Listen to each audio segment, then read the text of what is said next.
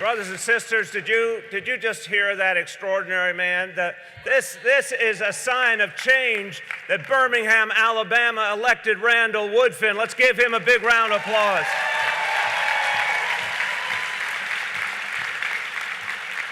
And Netroots Nation, there are so many amazing things happening these last days. Everyone here has a lot to feel proud and passionate about. Do me a favor, please applaud your neighbor.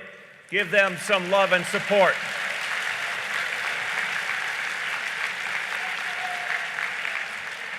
Now, this is a room full of loud and proud progressives, and this is the place that I want to be because I can feel this is where change is going to start in this country. I know that with the activism shown these last days, all things are possible. I know we can create a country where health care is a right, not a privilege. I know that we can stamp out structural racism once and for all. And together we can work for that day, and that day must come when the wealthy finally pay their fair share of taxes.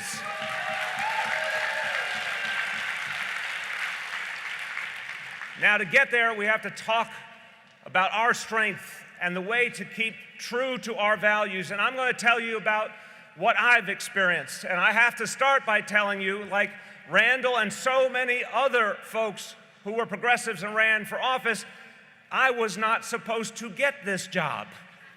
I was not supposed to have the honor of addressing you with this title. The conventional wisdom back in 2013, they wrote my political obituary literally the day I announced my campaign. And a lot of progressives have felt the exact same thing. But it turns out the purveyors of conventional wisdom were wrong in New York City, wrong in Birmingham, wrong in New Orleans. They've been wrong a lot of the time, haven't they?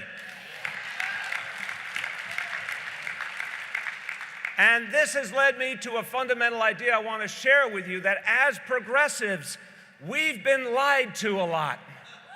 We have been lied to over and over again. We've been lied to by the pundits. We've been lied to by our political opponents, sometimes by our political friends, too often by the very party that so many of us are members of. And I think there's really three big lies, and I want to talk about each very quickly. It's lie number one, they say progressives can't win. Lie number two, they say progressives can't govern. Lie number three, they say progressives are the political minority in this country. I don't buy any of it. And I think they try to make us believe the lies they tell about us. That's what they try and do. They try and take away our passion and our confidence by undermining the things we know to be true. Let me break this down a little further, and to do so, I'm going to take you far, far away to a magical place called New York City. Come with me on a journey. I'm going to talk about the three lies. Lie number one, in my city, they said a progressive could not win. That may sound hard to believe about New York City, but for 2 decades, we were governed by Rudy Giuliani and a billionaire who was the richest person in the city at that time, Michael Bloomberg. So, given that history, when the 2013 election came along, all the pundits said only an establishment Democrat could win. But guess what? Something powerful, something amazing happened. Progressives banded together.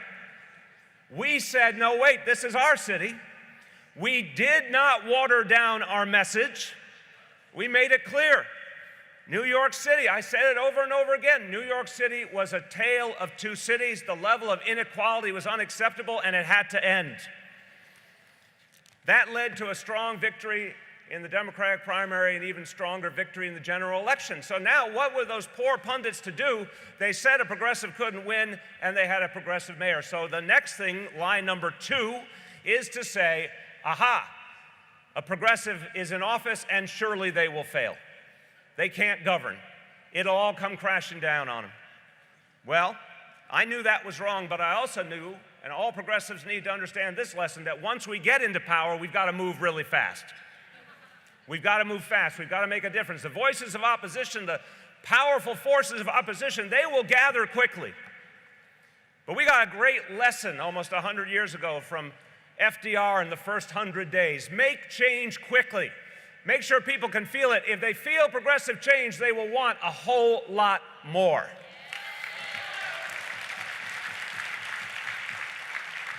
So in the first 6 months, we created universal PreK for the children of New York City. I want you to feel the sheer magnitude. The day I took office, only 20,000 kids were getting full-day PreK. Now, every single school day in New York City, 70,000 children get all-day PreK for free. And think of that as progressives. That is the epitome of what we believe in, a fair and equal start for everyone. That's the society we want, isn't it? We made that vision come to life, and now we have to go farther, because if you're a progressive, once you get a victory, you want to go farther, don't you? So now we are going to give a free, full-day early childhood education to every 3-year-old in New York City.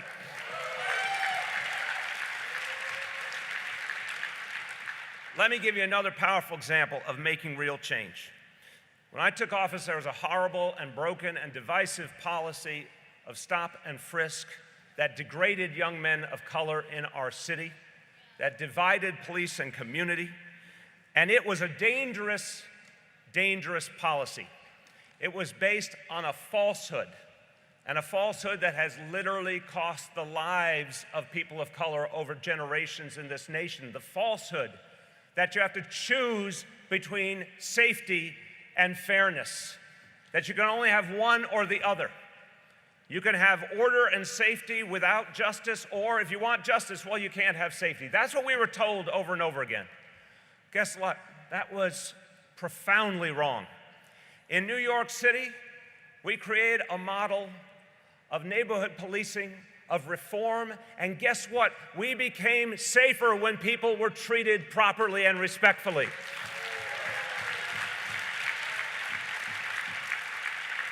We are now the safest big city in America, and I want to tell you something that may blow your mind.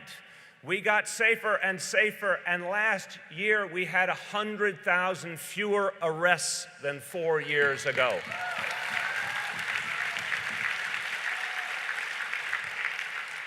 I want to give you one more example. Perhaps you have heard the phrase, "the rent is too damn high." Never has a truer statement been made. In our city, there had never been a rent freeze, but it was time for a rent freeze, and I said it was something we had to consider. Well, the landlord lobby attacked me, and they said it was illegal. We went to court, we beat them, and for 2 years we gave the people in New York City a rent freeze.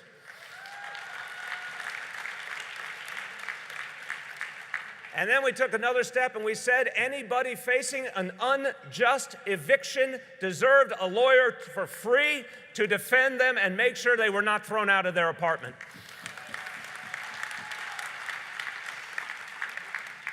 At every turn, this will be familiar to all of you, at every turn we were told we were going too far. Anyone heard that one before? You're going too far. Well, as progressives, we are very used to being told that what we want to do is too bold and it can't be done. My strong belief is that we should ignore that bad advice every time we hear it, because it almost always can be done, brothers and sisters. The things we believe in can be done. So I've told you about lie number 1, we can't win, and I've told you about lie number 2, we can't govern, and both of those have been proven wrong, and now I'm going to tell you very quickly about lie number 3. Lie number 3 is that we are the political minority in this country now and forever. We are constantly told that our ideas will never win the day. They tell us to moderate, they tell us to speak to that great middle out there.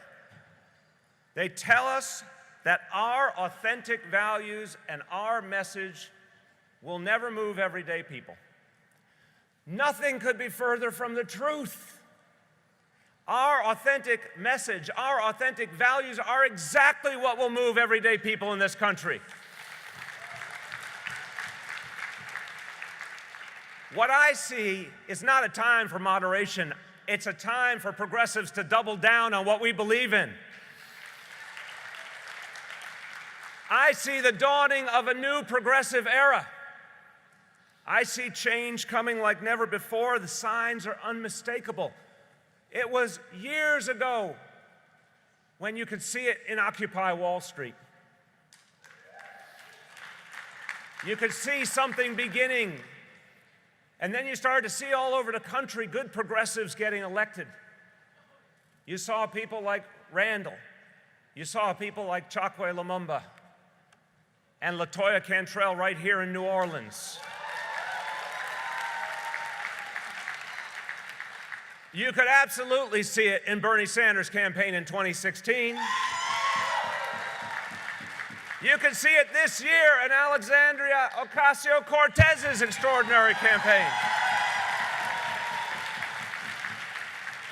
That's a lot of evidence that something big is changing in this country, but how about on top of that the Women's March? And Black Lives Matter? And the Me Too movement? And how about all the teacher strikes in all those red states? And that extraordinary movement against gun violence started by the Parkland students. Brothers and sisters, what makes this so extraordinary is it's all happening at the same time. I can't remember anything like that. You have to go back to the 1960s to see so many powerful social movements building with such passion and reach all at the same time. You have to go back to the election in 1974, right after Watergate, to see the kind of momentum that's happening on the ground. This is an extraordinary moment. And look, here's what I want to finish with. This is what we need to focus on. Our power, the emerging majority that we are building. We can't think of it as we're just filling a niche. We have to see ourselves as authors of an emerging majority.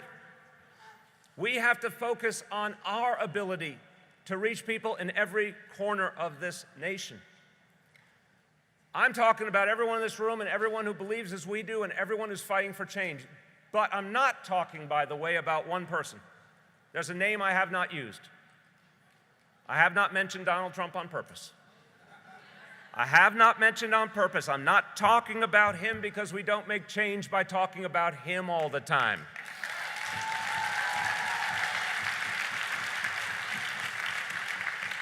We make change with a bold, positive, progressive vision that speaks to everyday people's lives. We make change by showing people what we do actually improves their lives materially. We make change by organizing them and mobilizing them. I'm not talking about him, I'm talking about us. Us. We need to focus on our own power. We need to focus on the America we want to build. And I'll finish with this, and I feel it from my heart. I am optimistic tonight. I am optimistic about what's happening in this hall and what's happening on the ground all over this country. You know, I have been for 4.5 years the chief executive of a city of 8.6 million highly opinionated people. One might get a little worn down by that experience, but no, I am more optimistic today than the day I started.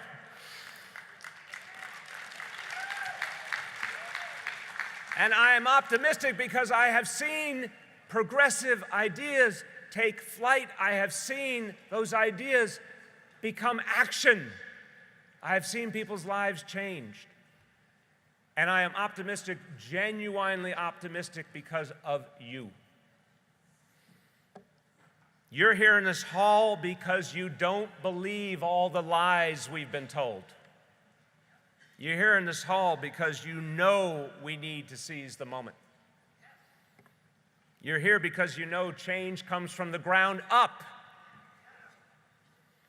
It is not about the power brokers or the consultant class, and it's certainly not about the big donors, is it? It's about all of us in this room standing together, telling the voices of false pragmatism and phony moderation that we don't believe their lies.